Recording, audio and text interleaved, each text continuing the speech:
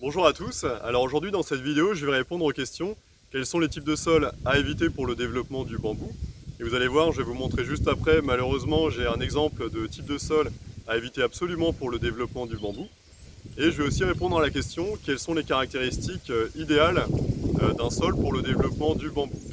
Et avant de répondre à ces questions, je voulais faire passer une annonce. J'ai créé un site internet qui s'appelle bambouenfrance.fr. Alors bambouenfrance.fr c'est quoi? C'est un site sur lequel vous allez pouvoir retrouver toutes les informations qu'il est possible de savoir sur le bambou, sur ses caractéristiques agronomiques, sur ses caractéristiques écologiques, son économie, vraiment tout ce qu'il est possible de savoir sur le bambou.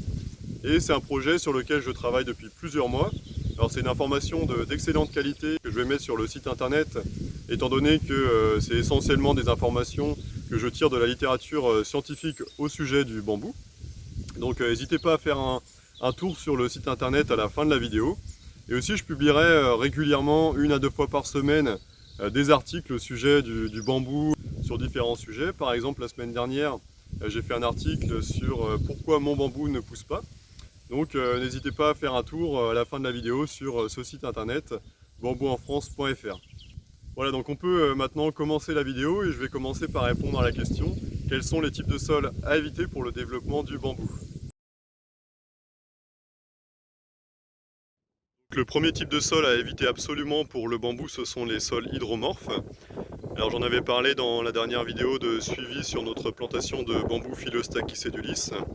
Sur la petite parcelle de 3000 m², on a une grande partie de la parcelle qui est très hydromorphe. Là on peut voir ici que le sol est gorgé d'eau. Et c'est le cas sur voilà, jusqu'à environ la moitié de ce qu'on voit ici sur la vidéo.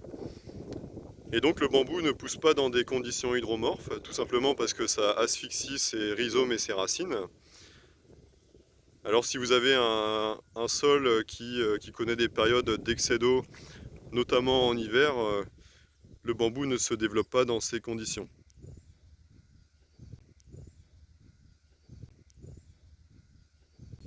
Alors le deuxième type de sol à éviter pour le bambou, ce sont les sols avec une terre saline. Donc c'est le cas pour la quasi-totalité des plantes, mais le bambou est particulièrement sensible aux terres, même avec une faible salinité. Alors j'ai mis dans l'article sur les types de sols pour le bambou une étude scientifique justement qui mesure l'impact du NaCl sur le développement de certaines espèces de bambou. Donc n'hésitez pas à y faire un tour, encore une fois le lien est en description de la vidéo. Et alors pourquoi est-ce que les plantes n'aiment pas les terres avec une salinité même faible? Tout simplement parce qu'il y a un phénomène naturel qui a lieu au sein de la plante. En fait, la plante va perdre de l'eau à travers ses feuilles par évaporation, ce qu'on appelle la transpiration foliaire. Ce phénomène, ça va permettre la circulation de la sève au sein des différents organes de la plante. Sauf que quand la plante perd de l'eau, la concentration en sels minéraux va augmenter au sein de ces différents organes.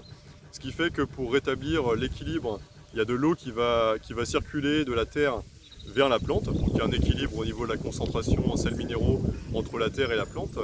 Sauf que si la plante est dans une terre avec une concentration en sels minéraux élevée, lorsque la plante va perdre de l'eau et donc que la concentration en sels minéraux va augmenter au sein de la plante, et bien puisque la concentration en sels minéraux sera également très élevée dans la terre autour des racines, il y a peu ou pas d'eau qui va circuler de la terre vers les racines et donc la plante va se dessécher et mourir. C'est pour ça que pour le bambou et pour la majorité des plantes, les terres avec une salinité élevée sont à éviter pour avoir un développement optimal de la plante.